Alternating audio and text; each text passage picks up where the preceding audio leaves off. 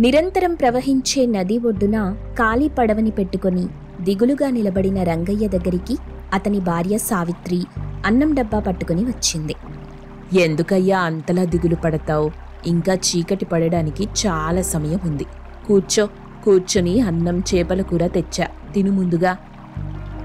ఆకలిగా లేదు సావిత్రి, అక్కడ పడవలో పెట్టి నువ్వు ఇంటికి పో. ఇంటికి పోకుండా ఇక్కడే కూర్చొని నిన్ను చూసుకుంటా ఉండనులే మామా.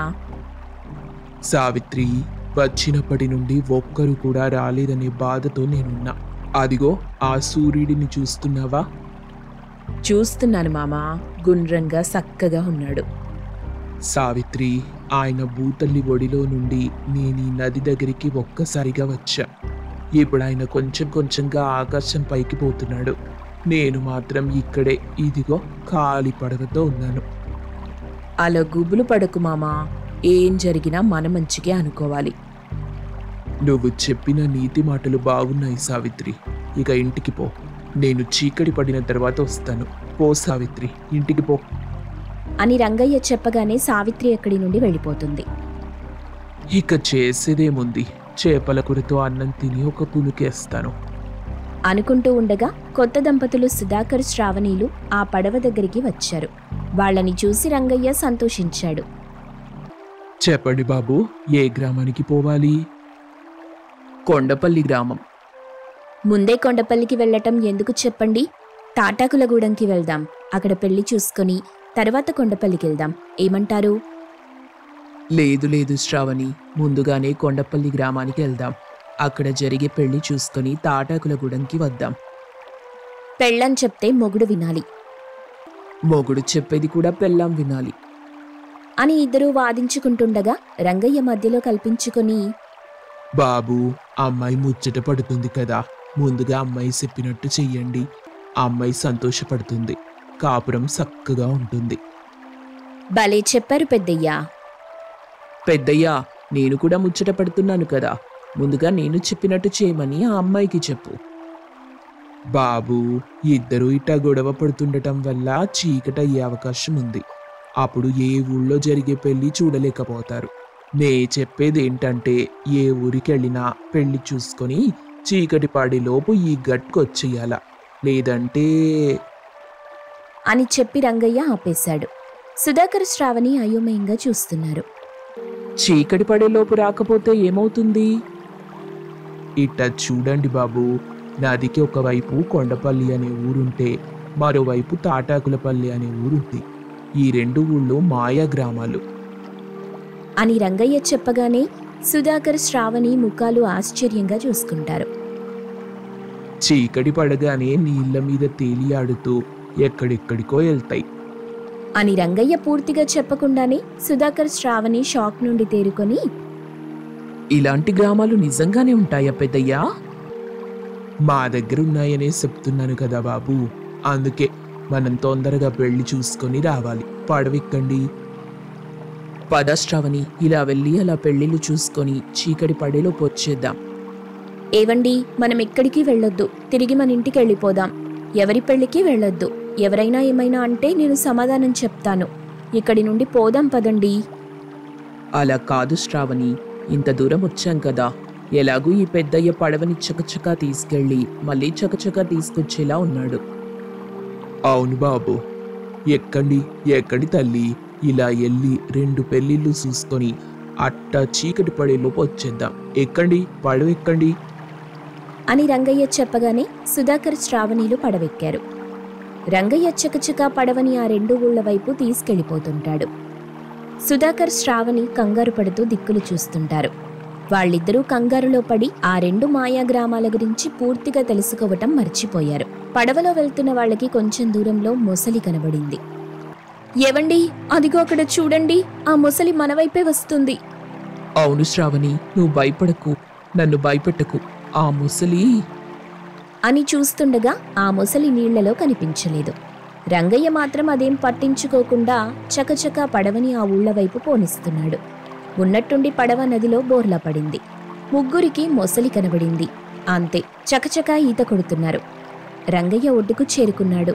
సుధాకర్ తాటాకులపల్లె అనే ఊరికి చేరుకున్నాడు. శ్రావణి కొండపల్లి గ్రామానికి చేరుకుంది. ఇద్దరూ ఎదురెదురు ఉన్న ఊళ్ళ ఒడ్డున నిలబడి మాట్లాడుకుంటూ ఉన్నారు. ఏవండి, నదిలో దూకి ఈత కొట్టుకుంటూ ఈ ఊరికి రండి, ఈ ఊళ్ళో ఉందాం.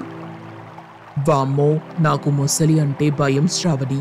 నేను ఆ ఊరికి రాను. నువ్వే నదిలో ఈత కొడుతూ ఈ ఊరికొచ్చేయ్. మనం ఈ ఊళ్ళో ఉందాం. మగాడివి, పైగా మొగుడివి, నీకే మొసలి అంటే భయమున్నప్పుడు అమ్మాయిని, అందులో భార్యని, నాకు మాత్రం భయం ఉండదా? నేను రాను. శ్రావణి, నేను నీకు కావాలంటే నువ్వు ఈ ఊరికి రావాలి. నేను అదే అంటున్నాను. నేను మీకు కావాలంటే ఈ ఊరికి రండి. శ్రావణి, మాటలతో టైం వేస్ట్ చెయ్యొద్దు. చీకటి పడేలాగుంది, ఈ ఊరికొచ్చేయ్. అవునండి, చీకటి పడేలాగుంది, తొందరగా ఈ ఊరికి రండి అని ఇద్దరూ వాదించుకుంటూ ఉండగా చంద్రయ్య అనే పెద్ద మనిషి సుధాకర్ దగ్గరికి వచ్చాడు. లింగయ్య అనే పెద్ద మనిషి శ్రావణి దగ్గరికి వచ్చాడు. చంద్రయ్య లింగయ్యలకు అస్సలు పడదు. ఇద్దరి మధ్యన పచ్చగడ్డి వేసిన బగ్గుమంటూ లేస్తుంది. అంత పగలున్నాయి వాళ్ళకి. ఇలా చూడమ్మా, ఆ ఊరి వాళ్ళు పిరికి వాళ్ళు. అదే నీ భర్త కంటుకొని ఉంటుంది. మేము పిరికి వాళ్ళం కాదు బాబు, వాళ్లే పిరికి వాళ్ళు. ముఖ్యంగా ఆ లింగయ్య ఉన్నాడుగా, వాడే పిరికివాడు, పిసినారోడు. ఒరేయ్ చంద్రయ్య, నా వ్యక్తిగతం గురించి మాట్లాడితే బాగుండదు. నువ్వు మాత్రం గొప్ప దానవీరుడివి మరి. ఇలా చూడరా లింగయ్య, నేనిప్పటికిప్పుడు ఈ అబ్బాయిని తీసుకొని నదిలోకి దూకుతాను. నువ్వు ఆ అమ్మాయిని పట్టుకొని ఆ నదిలోకి దూకు. అవునండి, దూకండి. నన్ను నా భార్యని కలపండి. అవునండి, రండి లింగయ్య గారు, నా చేతిని పట్టుకోండి. ఇద్దరం కలిసి నదిలోకి దూకుదాం. పట్టుకోండి, నా చెయ్యి పట్టుకోండి అని శ్రావణి అంటుంటే లింగయ్య చిరాగ్గా ముఖం పెట్టి, ఇలా చూడమ్మా, నీకు ఆవేశం ఉంది గాని ఆలోచన లేదు. ఎలాగో ఆ చంద్రయ్య అబ్బాయిని పట్టుకొని నదిలోకి దూకుతానంటున్నాడుగా. అవును. అప్పుడు మనం దూకడం ఎందుకు? అలాగే అబ్బాయిని తీసుకొచ్చి మనకిస్తే బాగుంటుంది. అందుకు కృతజ్ఞతగా 100 కొబ్బరికాయలిద్దాం. నేను చెప్పాను కదా తల్లి, వాడు పిరికోడు, అందుకే బుర్ర వాడతాడు. నేను తెలివైన వాణ్ణి, అందుకే బలం వాడతాను అని చంద్రయ్య లింగయ్య వాదించుకుంటూ ఉండగా చీకటి పడుతుంది. అంతే, ఆ 2 గ్రామాల చుట్టూ నీళ్లొస్తాయి. సుధాకర్ శ్రావణి భయం భయంగా చూస్తుండగా గ్రామాలు నెమ్మదిగా కదులుతూ ఉంటాయి. ఆ ఊళ్ళో సుధాకర్, ఈ ఊళ్ళో శ్రావణి ఇద్దరూ బాధపడుతుంటారు. తెలిసిన వాళ్ల పెళ్లిళ్ళున్నాయి కదా, కలిసి కట్టుగా 2 ఊళ్ళలో సందడి చెయ్యొచ్చని నేను శ్రావణి ఎంతో ఆశగా వచ్చాం. ఇప్పుడిలా చెరొక మాయా గ్రామంలో చిక్కుకొని విలవిలలాడుతున్నాం. అక్కడ నా శ్రావణి ఎలా ఉందో ఏంటో అనుకుంటూ కన్నీళ్లు పెట్టుకుంటుండగా, బాధపడుకు బాబు, అక్కడ నీ భార్యకి ఎలాంటి హాని జరగదు. లింగడు చాలా మంచోడు, కూతుర్లా చూసుకుంటాడు. నదిలో మాయా గ్రామం ఎంత తిరిగినా ఏం కాదు. ఎవ్వరూ నదిలో పడరు. ఇదే మంచి సమయమని చేపలు కూడా పట్టుకుంటారు. అయ్యా, ఎంతవరకు ఈ గ్రామం ఇలా నీటిలో తేలియాడుతూ తిరుగుతూ ఉంటుంది? ఎక్కడికి వెళ్తుంటుంది? తెల్లారే వరకు ఇలా తిరుగుతూ ఎక్కడెక్కడికో పోతుంది. ఈ బాధ తెల్లారే వరకు ఉంటుంది. తెల్లారితేనే నువ్వు నీ భార్య శ్రావణిని చూడగలవు అని చెప్పగానే సుధాకర్కి పోతున్న ప్రాణం తిరిగి వచ్చినంత సంతోషమేసింది. అయ్యా, తమరు చెప్పేది నిజమా? నేను మళ్ళీ నా భార్య శ్రావణిని చూస్తానా? చూస్తావు బాబు అని చంద్రయ్య ప్రేమగా ఓదారుస్తుంటాడు. నదిలో కదులుతున్న లింగయ్య గ్రామంలో అదే పనిగా ఏడుస్తున్న శ్రావణిని చూస్తున్న లింగయ్యకి మనసంతా తరుక్కుపోయింది. ఇట చూడు తల్లి, నీ భర్తకి ఏం కాదు. చంద్రయ్య మనసు చాలా మంచిది. ఆడు చాలా బాగా చూసుకుంటాడు. పేరుకు మాది మాయా గ్రామమైన అన్ని సౌకర్యాలు ఉంటాయి. నువ్వు కడుపు నిండా అన్నం తిని పడుకో తల్లి. కడుపు నిండా తినాలా? ఎలా తినాలి పెద్దయ్యా? అక్కడ నా భర్త ఎక్కడో ఉన్నాడు, ఇక్కడెక్కడో నేనున్నాను. మళ్ళీ కలుస్తామో లేదో కూడా తెలీదు. నేను చెప్తున్నా కదా తల్లి, మళ్ళీ కలుస్తారు. పెళ్లికొచ్చానని చెప్పావు కదా, వెళ్ళి ఆ పెళ్లి వేడుక చూసిరా. నేనే పెళ్లికి పోలేను పెద్దయ్యా, ఇక్కడే ఉంటాను, ఇలాగే ఏడుస్తుంటాను. పగలు కాగానే నీ భర్త నీకు కనిపిస్తాడు తల్లి, నా మాట నమ్ము అని ఎంత బుజ్జగించినా శ్రావణి ఏడుస్తూనే ఉంది. అలా సమయం గడుస్తూ ఉంటుంది. నదిలో మాయా గ్రామాలు తిరుగుతూ ఉంటాయి. తెల్లారింది. ఎక్కడ ఉండాల్సిన గ్రామాలు అక్కడున్నాయి. సుధాకర్ శ్రావణిలు చూసుకుని సంతోషించారు. ఇద్దరూ నదిలోకి దూకి కలుసుకున్నారు. నది తల్లిని వేడుకున్నారు. మొసలి మీద కూర్చుని రావాల్సిన ఒడ్డుకొచ్చి సంతోషంగా ఇంటికెళ్ళిపోతారు.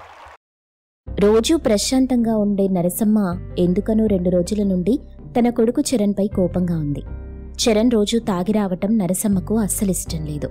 మరోవైపు పెద్ద కోడలు దేవి కూడా అత్త ముందు తన బాధను చెప్పుకుంది. అందుకే చరణ్ రాగానే ఏదో ఒకటి తేల్చి పారేయాలని చూస్తుంది నరసమ్మ. ఇంతలో చరణ్ ఇంటికొచ్చాడు. ఆగరా, నీతో మాట్లాడాలి.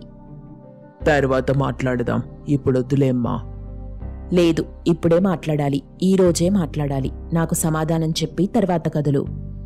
అబ్బా, ఏంటమ్మా నీ నస? ఇంకా నన్ను చిన్నపిల్లోన్ననుకుంటున్నావా?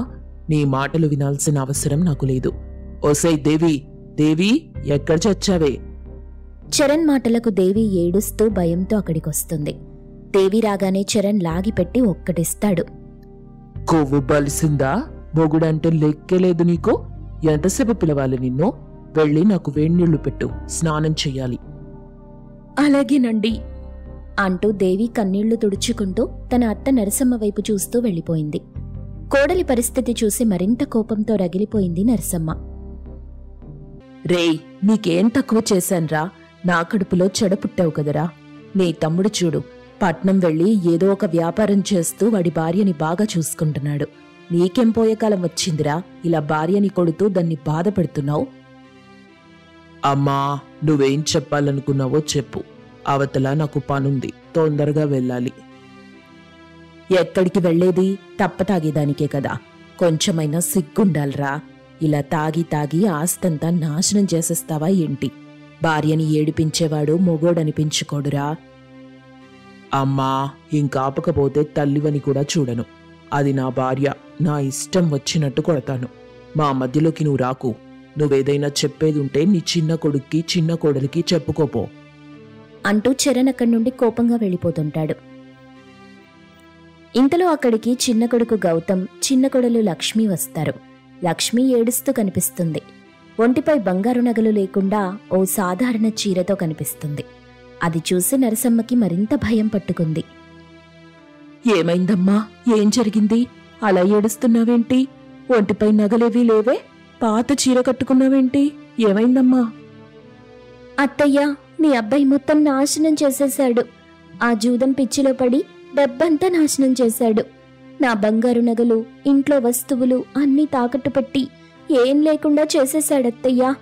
ఆ వ్యసనం నుండి బయటపడమని చెప్తున్నా అస్సలు నా మాట వినిపించుకోవట్లేదు. ఇంత జరుగుతున్న ఈ విషయాలన్నీ నాకెందుకు చెప్పలేదమ్మా? ఏం చేయమంటారత్తయ్య? మీకు చెప్పొద్దని ఒట్టు వేయించుకున్నారు. ఈ వారం మానేస్తాను, వచ్చే వారం మానేస్తాను అంటూ ఇంట్లోని సామాన్లన్నింటినీ అమ్మేసి జూదమాడాడత్తయ్య. ఇప్పుడు బ్రతకడానికి తిండి కూడా లేదు. గత్యంతరం లేకుండా ఇలా ఇంటికొచ్చేశాం. అవతల చూస్తే అప్పుల వాళ్లంతా ఇంటి మీద పడుతున్నారు. మాకేం చెయ్యాలో అర్థం కావట్లేదత్తయ్యా. ఒరేయ్, నీకేం ద్రోహం చేశాన్రా? నా కడుపులో మోసినందుకు పరువు మొత్తం తీసేస్తున్నారు కదరా. వాడేమో అలా, నువ్వేమో ఇలా. నా పెంపకం సరైంది కాదనిపిస్తుంది. ఇద్దరు కోడళ్ళు కన్నీళ్లు పెట్టుకోవటం చూస్తుంటే నాకేడుపు తప్ప ఇంకేం మిగల్లేదు. అయ్యో దేవుడా, నాకెందుకు ఇలాంటి బిడ్డల్నిచ్చావు తండ్రి? అమ్మా, అమ్మా, అలా ఏడవకమ్మా. మన కష్టాలన్నీ తీరడానికి ఒక మంచి ఉపాయం ఉంది. నువ్వు దాచుకున్న ఆ కాసుల పేరుంది కదా, దాన్ని నాకివ్వు. ఒక్క రోజులోనే నేను అప్పు మొత్తం తీర్చేస్తాను. ఇంకొక ఆట ఆడి డబ్బు బాగా సంపాదిస్తాను. నా మాట నమ్మమ్మా. గౌతమ్ మాటలు విన్న తరువాత నరసమ్మ పూనకముచ్చినట్టు ఊగిపోతుంది. తన ఇద్దరు కొడుకుల్ని పిలిచి చావగొడుతుంది. తర్వాత కళ్ళు తిరిగి పడిపోతుంది.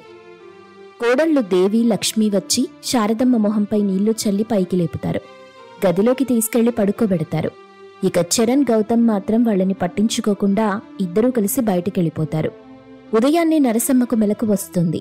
ఇంట్లో కోడళ్ల ఏడుపులు వినిపిస్తుంటాయి. నరసమ్మకు ఏమీ అర్థం కాదు. కోడళ్ల దగ్గరికి వెళ్ళి, ఏం జరిగిందమ్మా? ఆ పాపిష్టి వెధవలు మళ్ళీ ఏం చేశారు? అత్తయ్య, రాత్రి వెళ్లిన వాళ్ళు ఓ ఇంట్లో దొంగతనం చేసి దొరికిపోయారంట. పోలీసులు వాళ్ళని అరెస్టు చేశారంట అత్తయ్యా. ఇప్పుడిద్దరూ పోలీస్ స్టేషన్లో ఉన్నారత్తయ్యా. అయ్యో దేవుడా, ఇంటి పరువు మొత్తం తీసేశారే. ఇప్పుడేం చెయ్యను? భగవంతుడా, కాపాడు స్వామి. నా కుటుంబాన్ని బాగు చెయ్యి. ఇద్దరిని విడిపించి తీసుకురావడానికి 5 లక్షల వరకు అవుతుందత్తయ్యా. నేనన్నీ కనుక్కున్నాను. కానీ మన దగ్గర అంత డబ్బు లేదు కదా. కనీసం నగలున్నా వాటిని తాకట్టు పెట్టి జైలు నుండి విడిపించుకునేవాళ్లం. వాటిని కూడా లేకుండా చేశాడు. ఇప్పుడేం చేద్దాం అత్తయ్యా? ఆగండమ్మా, నా ఊపిరి ఆడకుండా పోతుంది. కాసేపు మౌనంగా ఉండండి. ఇప్పుడేం మాట్లాడొద్దు అంటూ నరసమ్మ మౌనంగా ఉండిపోయింది. నరసమ్మతో పాటు దేవి, లక్ష్మి కూడా ఏం మాట్లాడకుండా బాధపడుతుంటారు. ఇక మరుసటి రోజు నుండి ఇరుగు పొరుగు వాళ్లు సూటిపోటి మాటలు మాట్లాడుతూ నరసమ్మను, కోడళ్లను ఇబ్బంది పెడతారు. కొడుకులు చేసిన పనికి ఇంటి ప్రతిష్టతో పాటు గౌరవం కూడా పోగొట్టుకుంది నరసమ్మ. ఒకరోజు ఎవరికీ చెప్పకుండా నరసమ్మ ఒంటరిగా ఊరి చివరన ఉన్న అడవిలోకెళ్ళింది. చాలాసేపు అలా నడిచి వెళ్తున్న నరసమ్మకు వింతగా ఒక చెట్టు కనిపిస్తుంది. ఆ చెట్టు చూసి నరసమ్మ ఆశ్చర్యపోతుంది. ఇదేంటిది? చెట్టుకు దోసలున్నాయి. చూడ్డానికి చాలా వింతగా ఉంది. నరసమ్మ అక్కడే ఉన్న చెట్టుకున్న దోసల్లో ఒకదాన్ని తీసుకుని తింటుంది. ఆ దోసలు చాలా రుచిగా ఉంటాయి. అప్పుడే నరసమ్మకు ఒక మంచి ఆలోచన తట్టింది. ఇక్కడ దోసల చెట్టు ఉన్న సంగతి ఎవ్వరికీ చెప్పకూడదు. వెంటనే కోడళ్లని ఇక్కడికి తీసుకురావాలి అంటూ తన కోడళ్ళిద్దరినీ ఆ దోసల చెట్టు వద్దకి తీసుకొస్తుంది. వాళ్లు కూడా ఆ చెట్టుకున్న దోసలు తీసి తింటారు. ఎప్పుడైతే ఒక దోసను తీసుకుంటారో మళ్లీ అదే స్థానంలో మరో దోస ప్రత్యక్షమవుతుంది. అత్తతో పాటు కోడళ్లు కూడా షాక్ అవుతారు. చూడండమ్మా, మనం ఈ చెట్టుని నమ్ముకొని దోసల వ్యాపారం చేద్దాం. ఇదేదో మాయా దోసల చెట్టులాగా ఉంది. ఒకటి తీసుకుంటే వెంటనే మరొకటి ప్రత్యక్షమవుతుంది. మనం దోసల వ్యాపారం చెయ్యడానికి ఎలాంటి ఖర్చు ఉండదు. ఇప్పుడు మనకున్న దారిదే. అలాగే అత్తయ్యా, దోసల వ్యాపారమే చేద్దాం. కానీ అత్తయ్యా, ఇలాంటి పరిస్థితిలో మన దగ్గరికి దోసలు కొనడానికి ఎవరూ రారనిపిస్తుంది. ఏం చేద్దాం?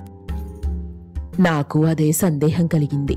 కాని ప్రయత్నం చేయటంలో తప్పేం లేదు. కష్టపడ్డవాళ్ల ముందు కాలం కూడా తలవంచక తప్పదు. అలా నరసమ్మ తన కోడళ్లతో కలిసి దోసల వ్యాపారం ప్రారంభిస్తుంది.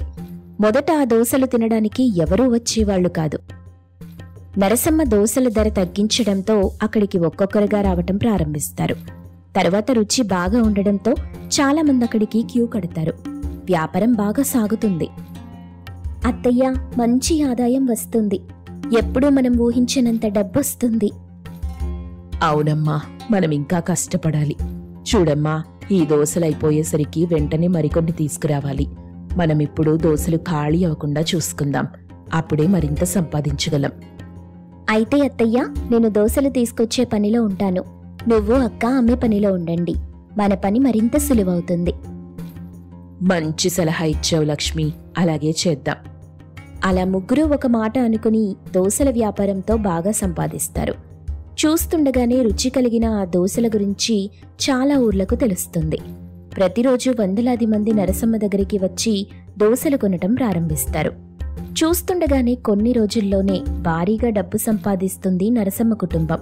కానీ ఏదో తెలియని బాధ వాళ్ళని వెంటాడుతూ ఉంటుంది. ఒకరోజు నరసమ్మ, అమ్మా దేవి, లక్ష్మి, రోజు మిమ్మల్ని గమనిస్తూనే ఉన్నాను. నాకు మీ బాధ అర్థమైంది. బిడ్డ కనిపించకపోతే తల్లి ఎలా తల్లడిల్లిపోతుందో, భర్త పక్కన లేకపోతే కూడా భార్య అలాగే విలవిలలాడుతుందని నాకు తెలుసమ్మా. ఇప్పుడు మన దగ్గర చాలా డబ్బులున్నాయి కదా, ఆ డబ్బులు తీసుకెళ్లి మీ భర్తల్ని పోలీస్ స్టేషన్ నుండి విడిపించుకొని రండి. కానీ అత్తయ్య, వాళ్ళు మారుతారని నాకు అనిపించట్లేదు. వచ్చాక మళ్ళీ మనం సంపాదించింది నాశనం చేస్తారేమోనని భయంగా ఉందత్తయ్యా. అటువంటిది ఏమీ లేదు.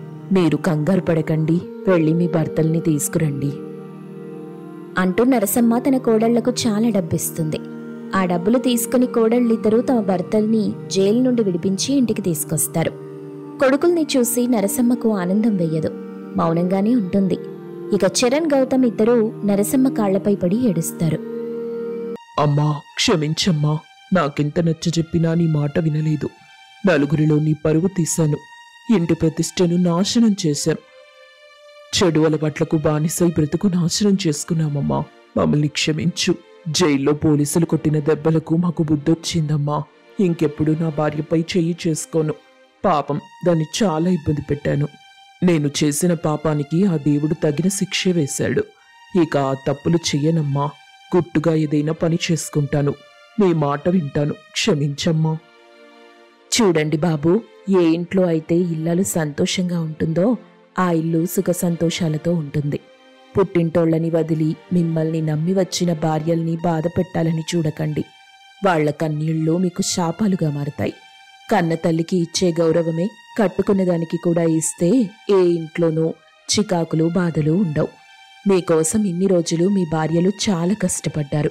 కన్నీళ్లు దిగమింగి రూపాయి కూడబెట్టి మిమ్మల్ని జైలు నుండి విడిపించారు. నిజం చెప్పాలంటే తల్లి మాత్రమే మిమ్మల్ని కంటుంది, కానీ చనిపోయే వరకు పెంచేది మాత్రం కట్టుకున్నదే.